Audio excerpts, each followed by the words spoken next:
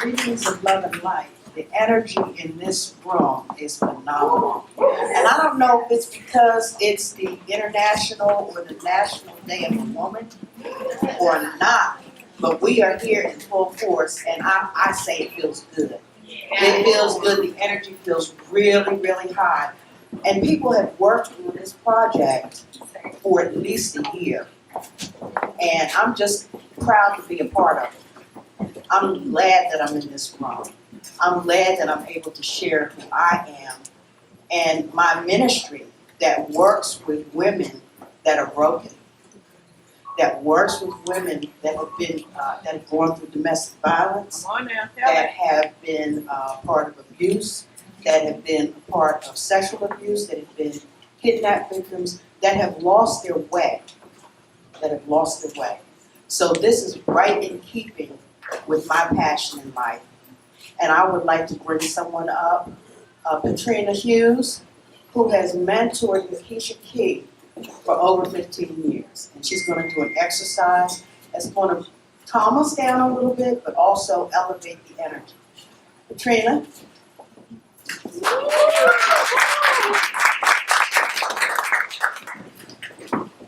Good evening. Good evening.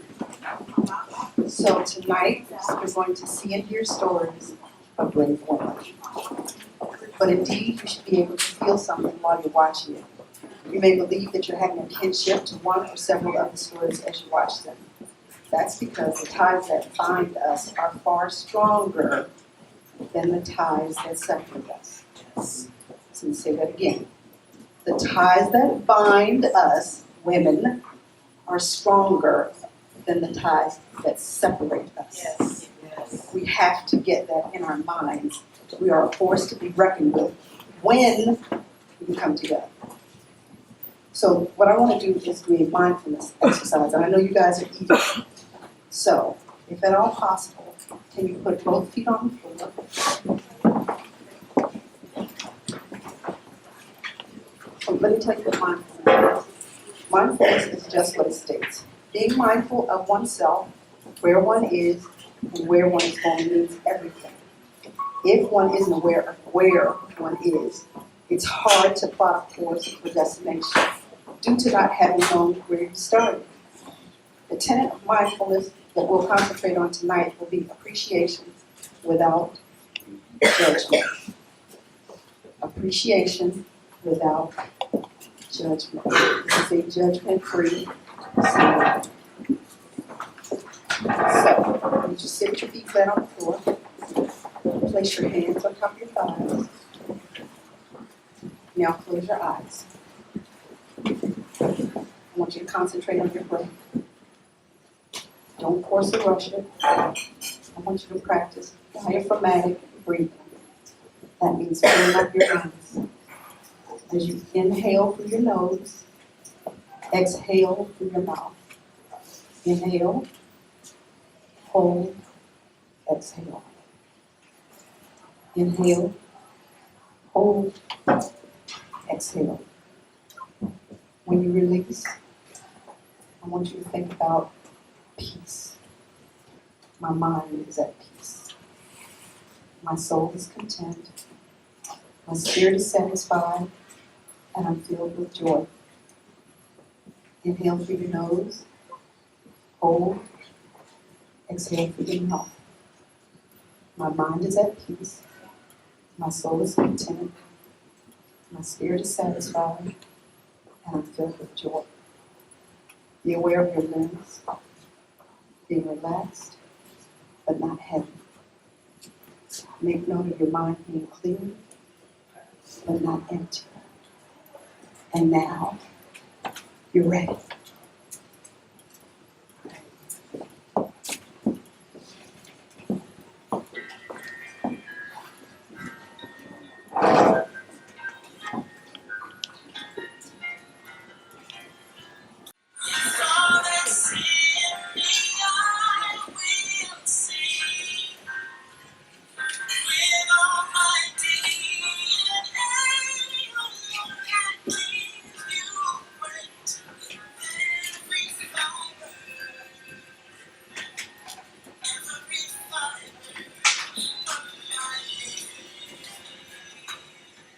Dear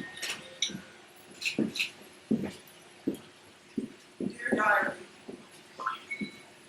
I know my secrets, my pain, and my real thoughts are only supposed to be revealed to you. But I have a confession. I've been keeping from you and hiding from most of the outside world. I know I made a lot of effort to look happy, to be productive and strong, but the inner part of me is dying to tell you the truth, not only just to you, but anyone who will listen. I am tired of keeping my secrets from you. I do it because I know you don't judge me, but I still feel judged. I feel like I am at least of almost everywhere I go. I feel like I'm wearing a mask because I don't want them to know. I am tired of hiding and pretending like everything is okay. It is not okay. To be honest with you, I don't think anyone is. When I see other women, I wonder, what is she hiding? I think, why is she in that relationship? I get lost trying to figure out, why is she so damn angry? In fact, I really wish we could just be honest with ourselves and tell the truth. But diary, you know why we don't tell the truth. Because we are afraid of looking like fools. We are afraid to admit we are a dysfunctional mess. But let me tell you something. Today is freedom for me. I will not hide what's in my diary. The things I put in this book is serving no purpose. How what I put in this book, it almost killed me. I will not hide it anymore. Amen. I've been trying to keep my private shit private for so long, and I just can't. I feel there's a bigger purpose. I feel there are women who need to know my pain, my struggle. After all, I believe my struggle wasn't just for me. So today I'm going to reveal to the world what's been sacred for you and me. I want to be free and truly be me. I'm going to open up to the world. My private life.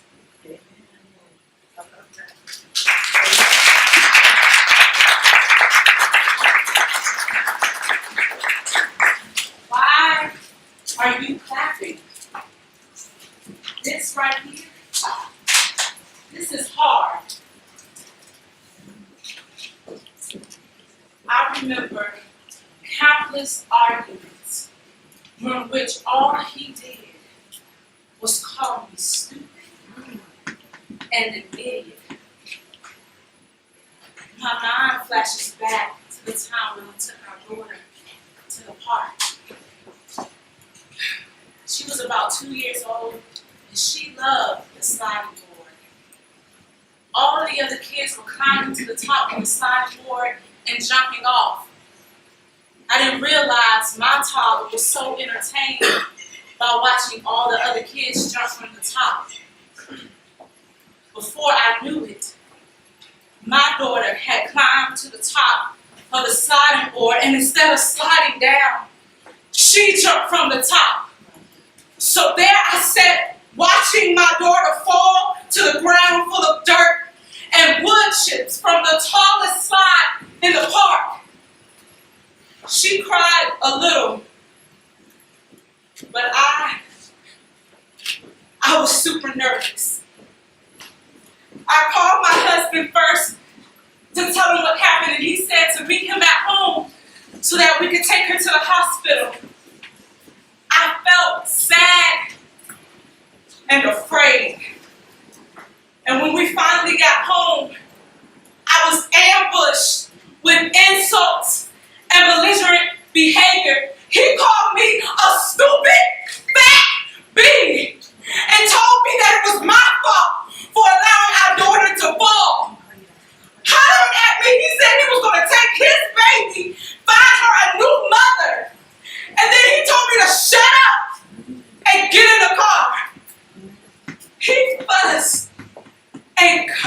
me the entire way to the hospital. When we finally got to the emergency room, she was examined. The doctor tried to reassure my husband that children are curious and that they'll do all types of things to put themselves in harm's way. But my future ex-husband just looked at me with an evil smirk and remained quiet. Once he was sure the baby was okay, he took us home and then he just went back to work. There was no, I'm sorry for overreacting or any type of repentance for his behavior. I wish I could tell you that that was the only blowout.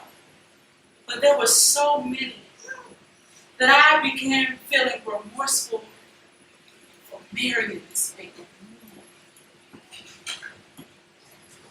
I should tell you about it. It's my fault.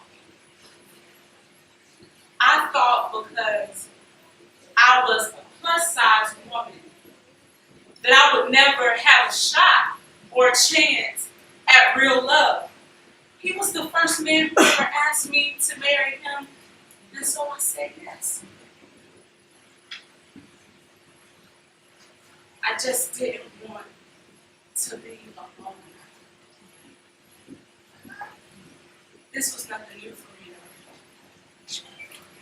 Getting pregnant at 13, my mom used to call me all types of sluts and whores, and she used to beat me because she was angry. My first love, well, he used to beat me too and try to embarrass me in public. But I didn't care. I just wanted someone to want me. I didn't want to be alone.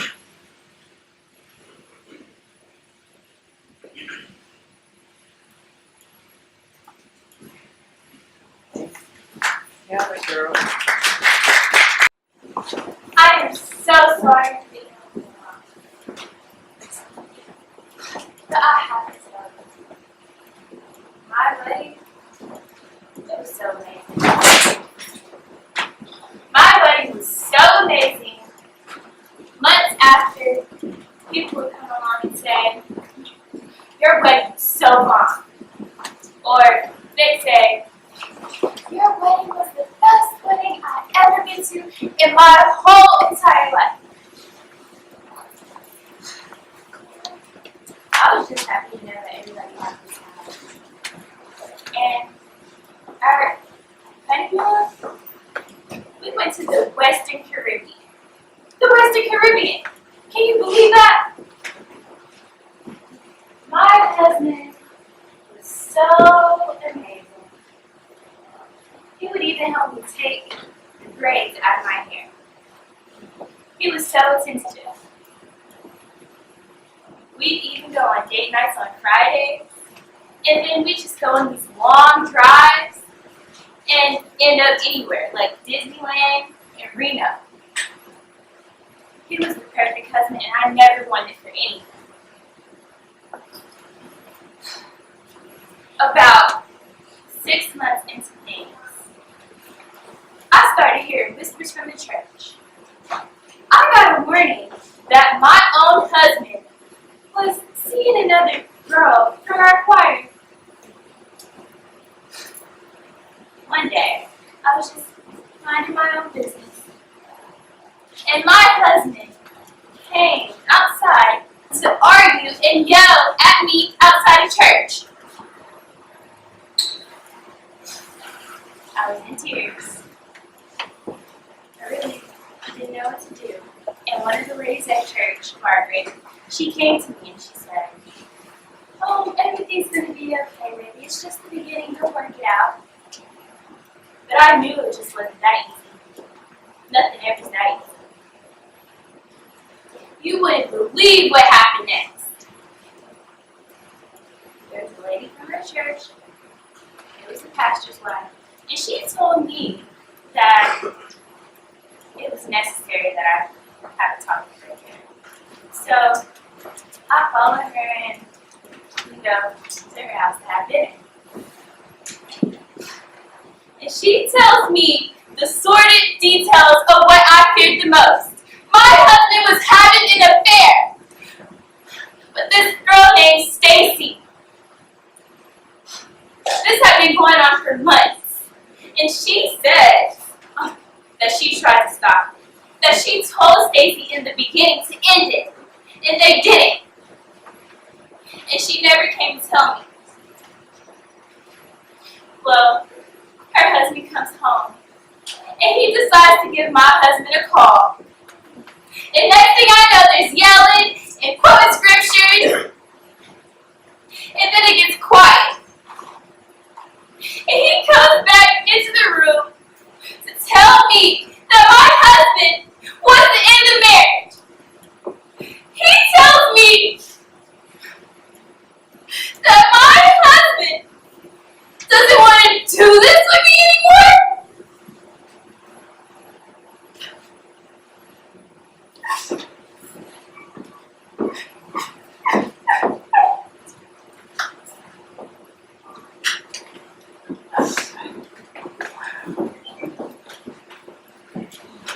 One evening, I went over to his house to get the rest of my stuff. But it was a chain on the door.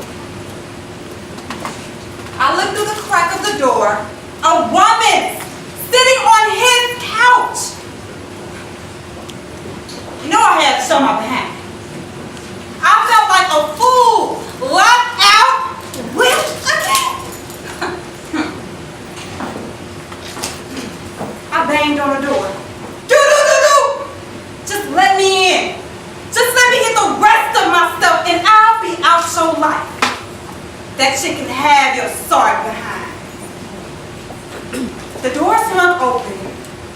So fast. It caught me off guard. He rushed me, pushing me with all his might off the icy porch. I hit the ground face first. I hit my face on the ground so hard, my teeth clicked. I tried to move my face.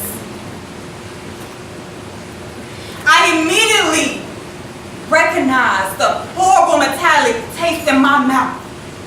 Warm blood oozed down my chin and decorated the snow with crimson red drops. Don't you ever come around here starting shit! Where's my gun? He shouted. Going back inside to his apartment. I felt his neighbors swoop me up off the ground into their apartment. We heard several shots before he jumped in his car and he fell. Once we believed he was gone, I rushed to my car and I drove full speed to my apartment. Inside, I almost fainted when I saw the hole in my face. Looking in the mirror, I tried to move my mouth, but my chin and teeth were bloody. I need to go to the hospital. I need stitches, I told myself. That's when I heard a commotion, which sounded like my front door was being kicked in. With my blood leaving a trail of my whereabouts, it was impossible for me to hide. I grabbed the cordless phone and I hid in the closet anyway. I dialed 911. Someone's breaking into my house! I said. My hands were shaking so badly, I had to sit on them. I held my breath. He would hear me. I didn't know what I would do if he came into that closet. Would that be it for me? Would he shoot me? Would I see my kids again? And I heard my name being called.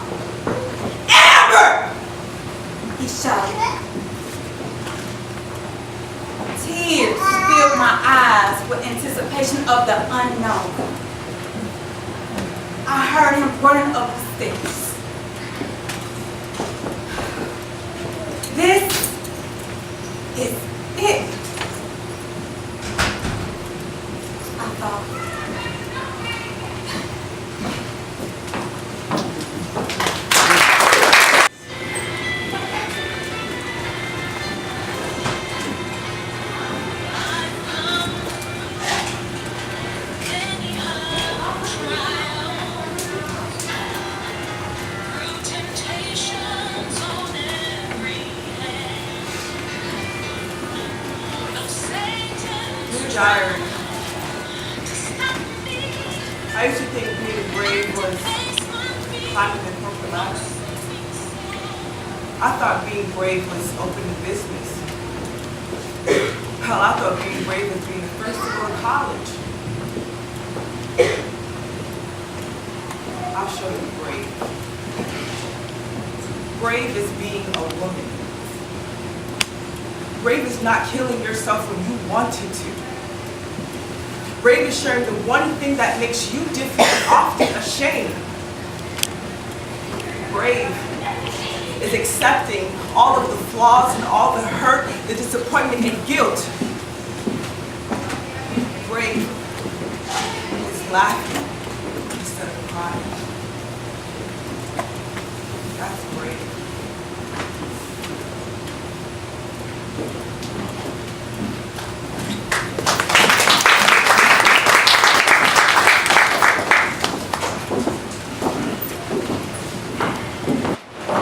Being brave is admitting you're crazy when you don't even know that you're crazy.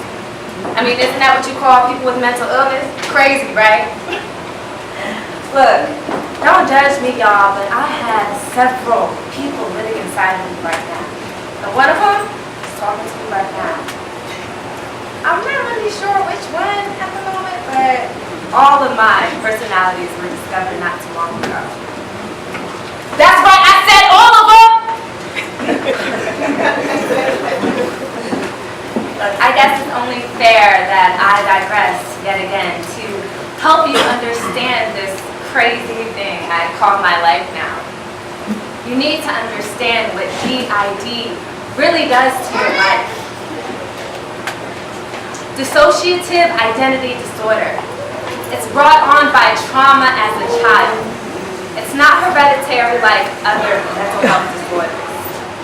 When a trauma happens to a child and that child cannot mentally deal, that child turns off, disconnects, dissociates themselves from the situation to keep themselves from having to deal with it, mainly out of fear. And when this happens, the mind creates this alternate person to take on life happenings at that moment. And I'm gonna become that person, you know.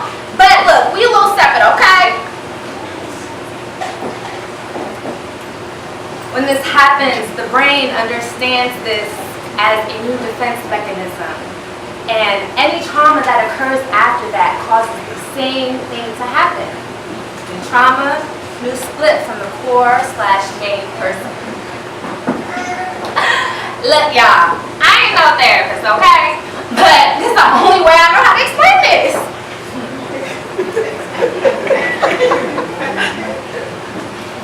It's the reason why I forget conversations, things, people. The reason why I forget and I lose track of time. The reason why I have insomnia is because if I'm asleep, someone else is up.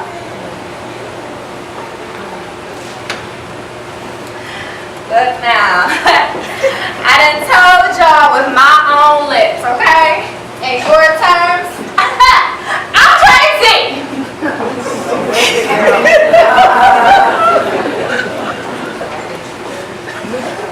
I too am brave. Because I have moments of crazy, especially when it comes to a man. I used to want a man so bad that I do just about anything, and I mean crazy stuff. Problem is, men didn't want me, and I couldn't handle that. You know, some women can be dismissive. Not me. And what I'm about to share, it's crazy, but it's what makes me brave. Having the heart to share my kind of crazy.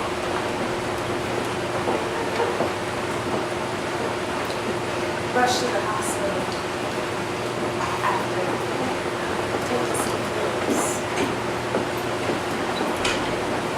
Nobody knew how much. I was mad and got drunk. do anything serious. It made me feel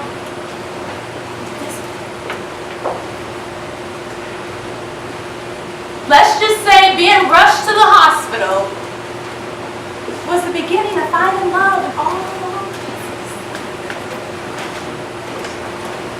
Oh, I just had to have a star basketball player in high school. Although I recognized a classmate of mine was dating him. Oh, she talked about him all the time. I didn't care they were in a relationship. See, I saw him. And I wanted him. So he began to date the both of us. Off and on and others in between. Oh, I remember the long talks on the phone and the team dances and the secret rendezvous.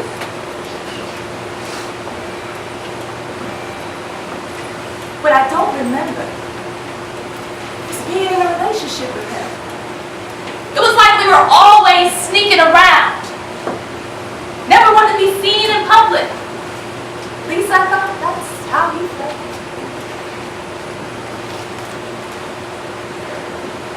That was my first relationship experience.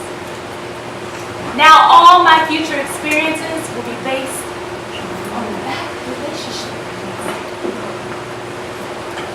Knowing he was seeing other people, that was normal. Sneaking around so I was kept a secret, that was normal. Never feeling he was all mine, that was normal. This relationship will be the initiation of failed dating experiences for me. I was choosing all the wrong men and heading down a path of destructive relationships. Now, when I say destructive, I don't mean physical and mental abuse. Devastating. Devastating. Like this man isn't right for me. This man doesn't belong to me. This man doesn't have the love I supposed to have.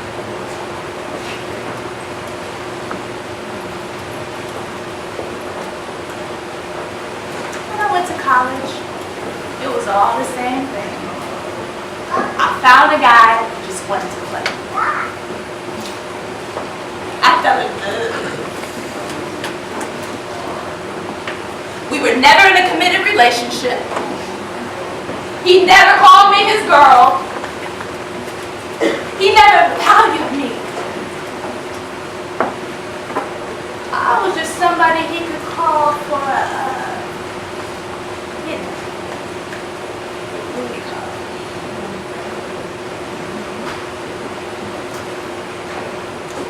I remember one week, went to a fraternity. Oh, I just knew that we were going to be singing that together. Oh, no, he was not having that. He acted like I didn't even exist.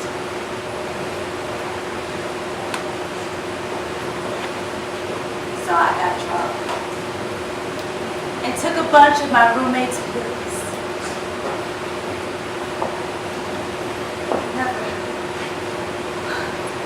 I never thought that I wanted to kill myself. I never thought that I wanted to kill myself.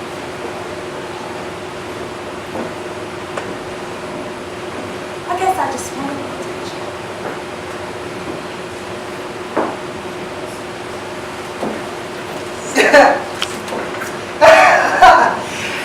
You have not seen brave until you run into your husband's car. That's right. I wasn't trying to kill myself the day I ran into his car. No, I was just mad. I was trying to shake him up, let him know how much he was hurting me. This was the person who for 15 years never wanted to see me hurt. He was tearing my heart out piece by piece. truth is, he did not hit me. I ran into him. He was on his way over to one of his whore's houses. That's what they call a whore. Coming from harlot in the Bible, amen? By that time, it was just an in the open thing. He was no longer hiding his deeds, just straight up cop. I'm a grown man. I can go wherever the hell I want, he said. I work and I pay the mortgage. I can go where I want and when I want to go, he said that night before that. That day, I had a bad day at work. I was sick. The kids were sick. And he was hitting the streets. I think I just flipped out. I ran through the house, out the back door, past the pool, through the gate, and into his car. He had just left the house all cleaned up and smelling good for her, the other woman. Little did I know at the time, there were several of those other women. That crazy night had started with some woman calling me a bitch. She called all the time, harassing me, because my husband allowed her to. So that night when the phone rang, and of course this was before caller ID, I picked it up and I said, hello. And she said, bitch, put him on the phone. I need him. I handed my husband the phone. He didn't even bother to rebuke her. Instead, his dumb ass proceeded to tell her, okay, I'll be there. He jumped in the shower. I'm begging him to stay home with his family. I cried and I begged. I prayed. I tried to pray over him. I believed in prayer. That's cute, lady. Very cute. But y'all don't got nothing on me. Brave is showing up to trial drunk. When you're on trial for drinking and driving and hitting some poor old soul. What makes me brave is I live in the house of the Lord. No, seriously. I live in my Father's house. It's a long story how I got here, but me and my dog live inside the church building. It wasn't always like this, but I might as well tell you. I went through 2 trials. I was homeless, no car, have a felony conviction, RN license suspended, closed up work, could not stop drinking, and so now what? The greatest loss was losing me. Mr. Golden, the victim of my drinking and driving, will forever remember me because he will never walk the same. When the cold of winter brisked by his leg, he will recount my name. When arthritis knocks his bones with pain, he will forever remember me. No amount of amends can replace Mr. Golden's leg. But in the following years to come, his pain and suffering will forever direct my conscience and actions.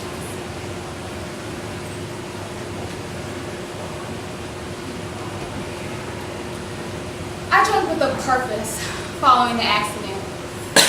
I slowly slipped into a depression.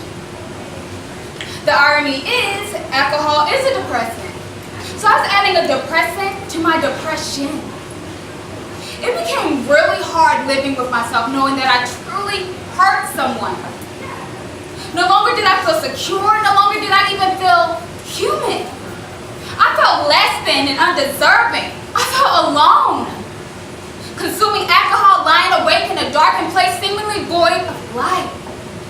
As if in the scenes from the TV series, Law and Order. The decision from the judge announced I was found guilty 4 out of 9 counts. I was knocked for 6 after the ringing in my ears ceased. But now the kicker? After the judge read the verdict, the prosecutor stood up and demanded a retrial for the remaining 5 counts. If thoughts could kill, my next trial would be for murdering the prosecutor. Before the second trial, I had unofficially lost my home, my Cadillac SRX repossessed. I had been filling gallons of water from the local pond to flush the toilet. Chris had moved out, and all I had left were 2 dogs who eventually ran away. The second trial was different though. Mr. Golden walked into the courtroom and winked at me. I thought he must have me on tape drinking or something. On recess, walked up to me and said, "Can we talk?"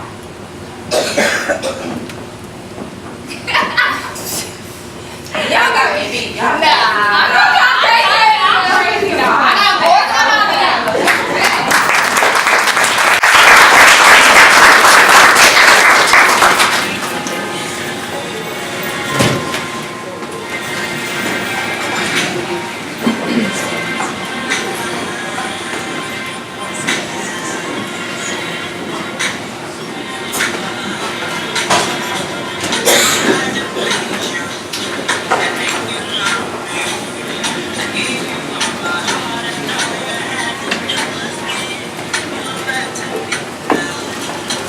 Dear diary,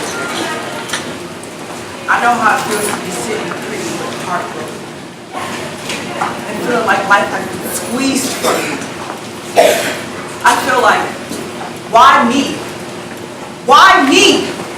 Why me? But I guess if you're going to have a testimony, you have got to go through the test. But diary, you know for yourself, I've got the testimony. The test.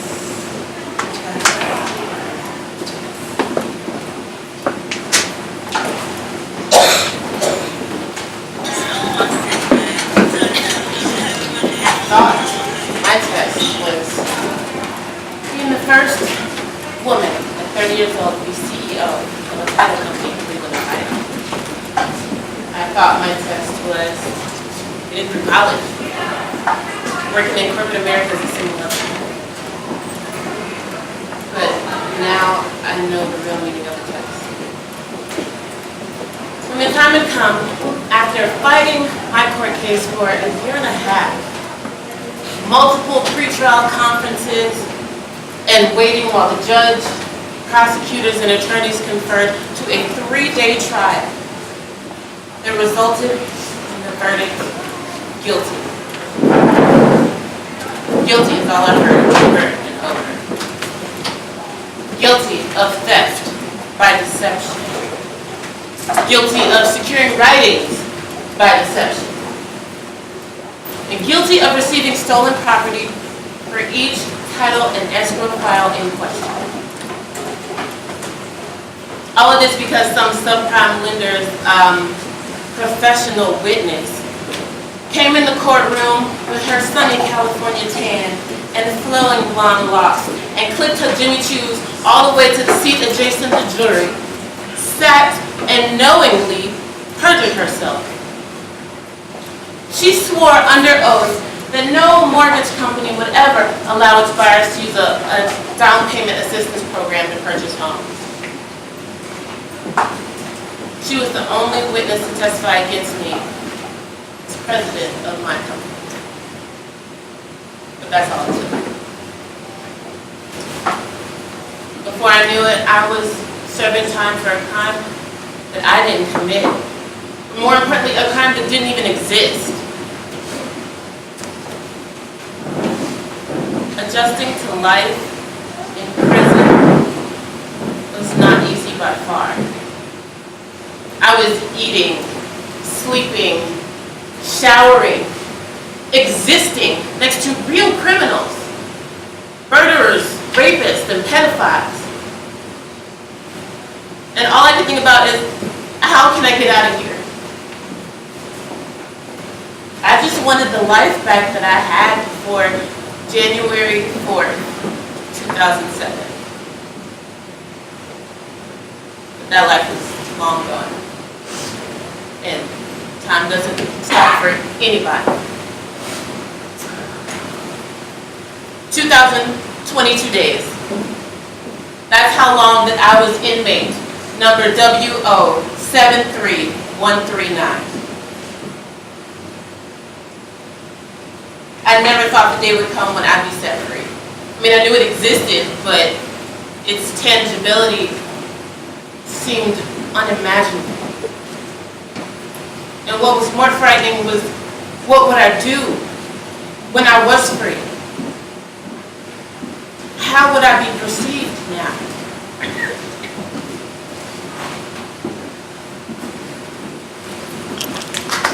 So y'all want to hear my test? Because it was a big test. Because I was pregnant. About 7 or 8 months by this year. The man I loved, and I believe he loved me. He came to visit after I hadn't seen him for about 3 months prior. So you know we had sex. We role played, which he loved to do dirty. At least that's what I thought we were doing. Part of his game is he would pick me up off the ground by my neck while spilling out demonic chants as he pretended to be Satan. Then he hog-tied me with my arms and legs behind my back. And he called me a little slut and a whore. Then this man, he threatened to shove a broomstick up my vagina as he waved it back and forth. Then he left me there, alone, still tied up. I could hear him next door through the thin-ass walls of my apartment talking with my neighbor, smoking marijuana, and I heard him ask, where was I? Oh, she next door, all tied up. Really?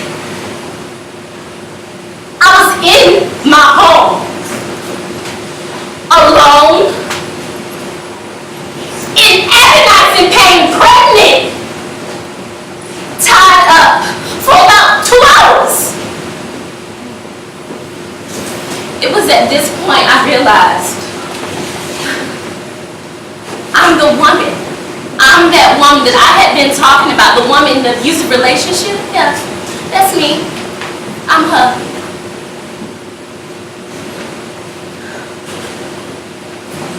How did I get here?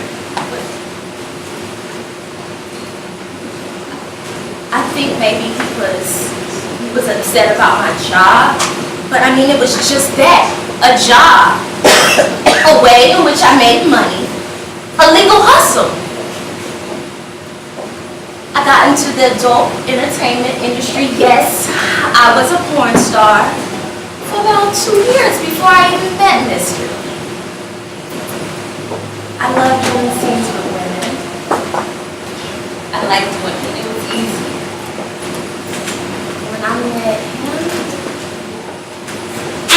it was something about him. I had to have him. It was fun at first. See, what y'all don't understand is, I had to raise myself since I was 16 years old. After my grandmother passed, me and my twin sister Sierra, we was all each other had. My mother, she was in rehab and the caretaker, she left us with me and she wasn't no better off to take care of us than she was. We was on the streets, staying at friends' house, going to hotel to hotel, like, life made us adults very quickly.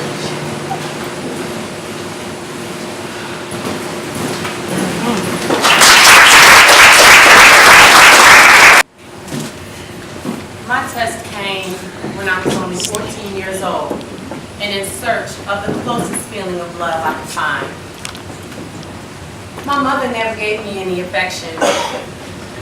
She made my life a living hell, and I would not know the worst of hell until the day that I lost my innocence, my virginity. It was a hot summer day. The humidity was so hot you could hardly breathe. I asked my grandmother if we could go to the pool and go swimming. She said yes. I was responsible for ensuring my sister, brother, and my cousin made it to the pool safely. Wiregrass Recreational Pool was the place where everybody hangs out, especially the cute boys. I was a 14-year-old in search of the closest feeling of love I could find. I saw some boys from my grandmother's neighborhood. I thought it would be cool to chat with them. I took a ride to the house where I would lose my innocence forever. Forced into the house with the boys against my will, I tried to scream, but no one could hear me or help me for that matter. I remember one of the boys forcing his genitals into my face. I tried to bite him. She tried to bite my dick off. Take her into the room. The effects of the alcohol were starting to kick in, and my fight grew weaker and weaker, and my scream grew faint. Thrown onto the bed. First one climbed on top of me. I begged him to stop, but he proceeded to put his condom on as if he didn't hear me at all. He got done, and the second one came and did the same thing, and the third one, the fourth and final one. He didn't even try to put a condom on, just got on top of me, did his business, and got up. I knew 3 of the boys, we grew up together. The fourth one, I had never seen him in my life. I cried till I passed out. You need to tell your mother. My friend had no idea of the relationship between my mother and me. I tried to call the Rape Crisis Center, but I hung up during the process. I was terrified. I ended up taking my friend's advice, and I told my mother, "You shouldn't have been so fast in the pants." Meaning, I got what I deserved just for getting in the car with those boys. Maybe it would not have happened. Her words left me empty.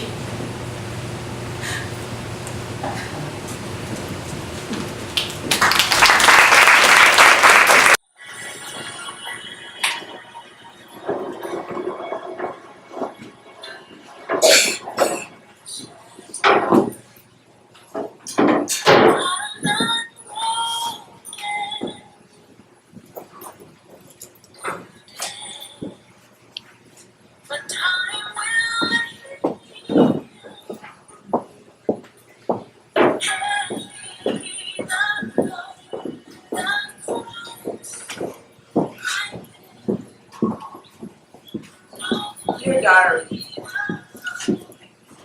there have been times when life has robbed me, lies, and taken things that should have not been taken, leaving me with a deep old void,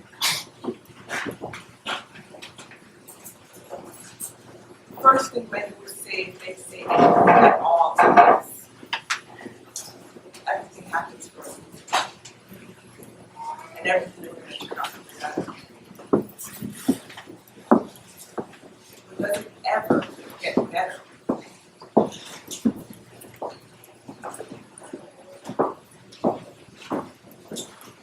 It was a beautiful sunny Monday. Just finished getting ready for school and was about to head out the door. Then the phone rang. How unusual, the phone never really rang unless it was a school or a hospital.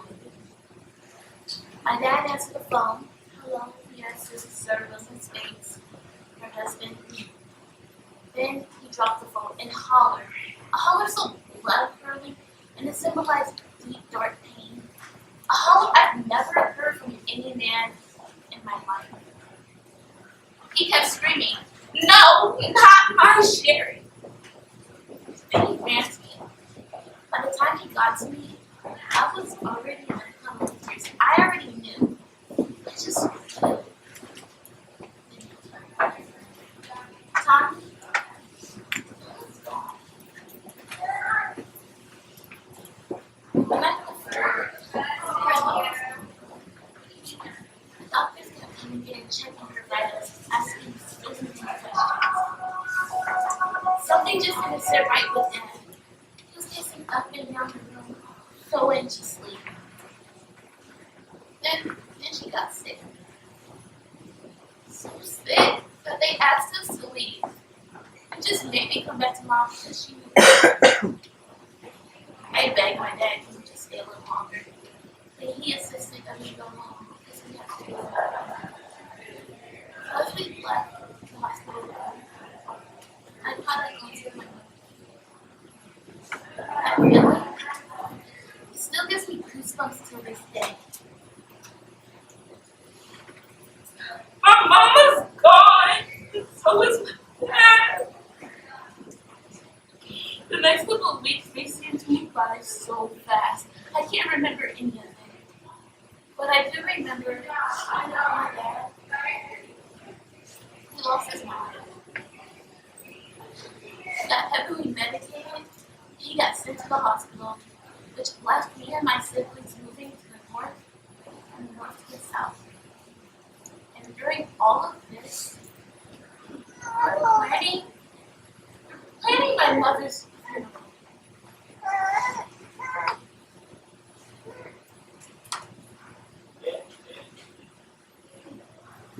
You know, I too understand grief and loss. My baby was gone. No, my baby was gone. I would never get to breastfeed, tell her bedtime stories. I would never get to watch her eat goodies.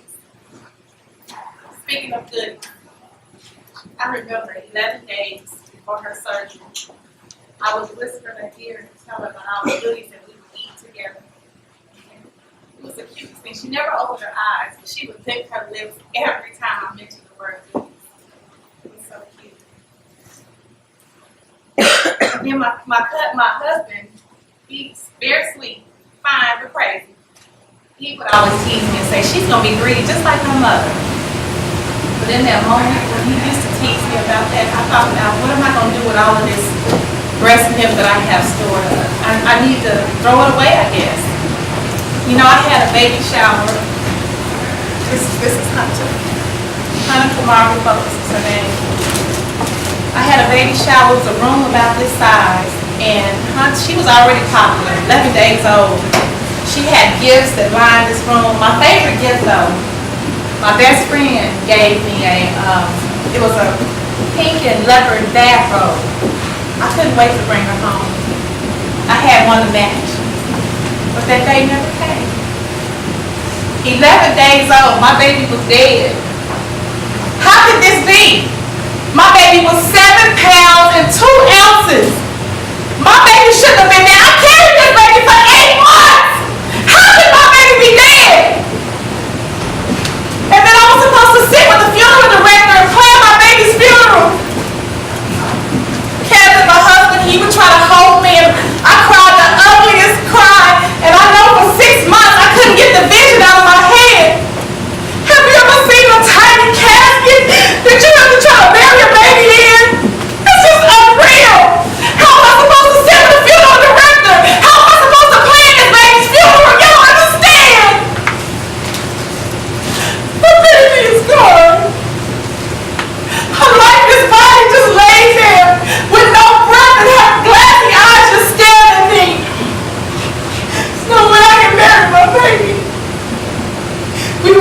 the pastor.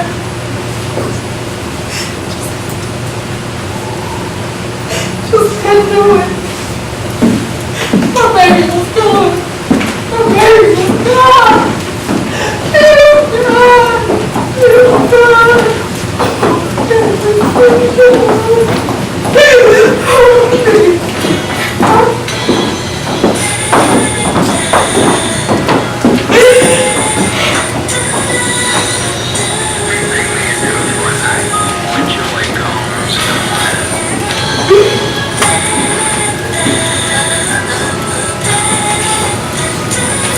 Dear Diary, yes, all these things happened to me, but it didn't stop me.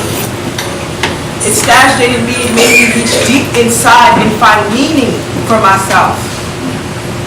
That meaning made me a ready woman. A ready woman takes her problems and challenges and turns them into a platform for income and influence. A ready woman can't be stopped. A ready woman cannot be stopped. I am a ready woman that cannot be stopped. You are a ready woman who cannot be stopped. You are a ready woman who cannot be stopped. You are a ready woman who cannot be stopped. Are ready women who can't be stopped. Are ready women who cannot be stopped.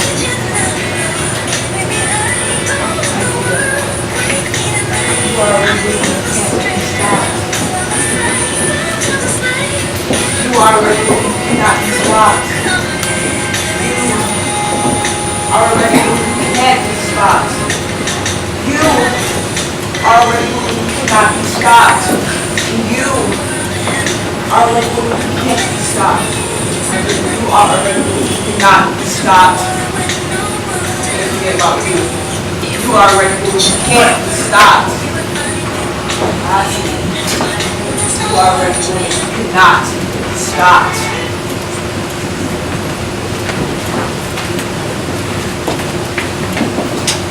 And may the authors come and show their faces.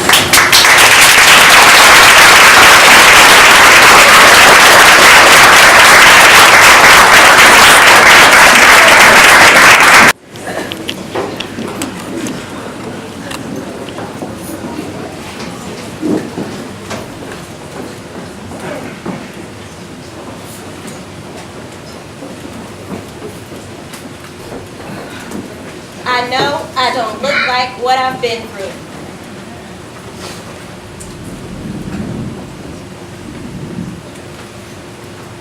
I know I don't look like what I've been through. I know I don't look like what I've been through. I know I don't look like what I've been through. I know I don't look like what I've been through. I know I don't look like what I've been through. I know I don't look like what I've been through. And I know I don't look like what I've been through. I know I don't look like what I've been through. I know I don't look like what I've been through. I know I don't look like what I've been through. I know I don't look like what I've been through. No, I don't look like what I've been through.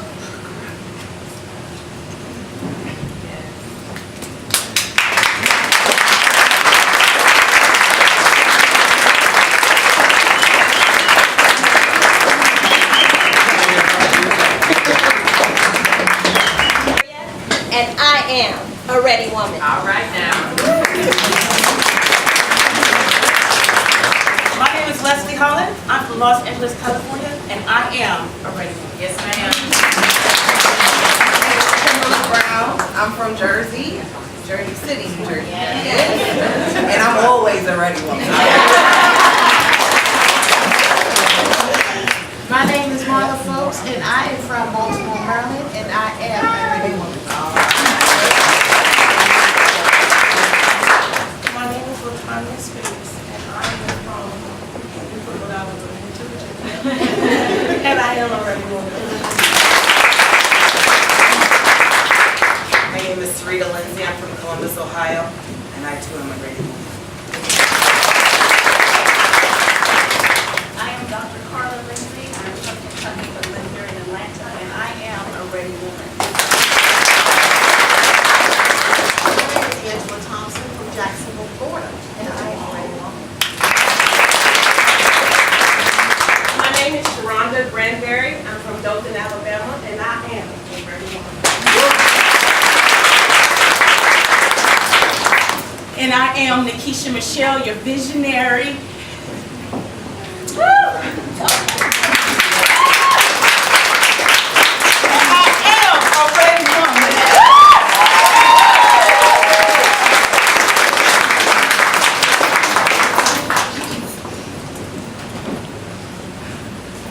I am free now, and I can share you with the world because I know and I am a ready woman. It says, Nikisha, thank you for coming into our lives and changing our lives forever. We are now authors. Thank you for being our fearless leader. We are Ready Women. Love always, the Ready Woman Society.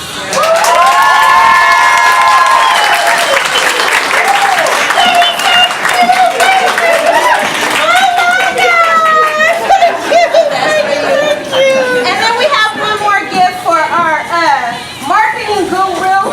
Yes.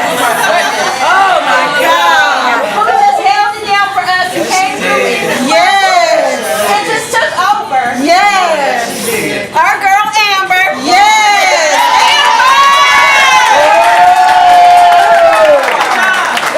So, when you get a chance and you get to sit down and relax, we want you to have a little sippy sip in your very own.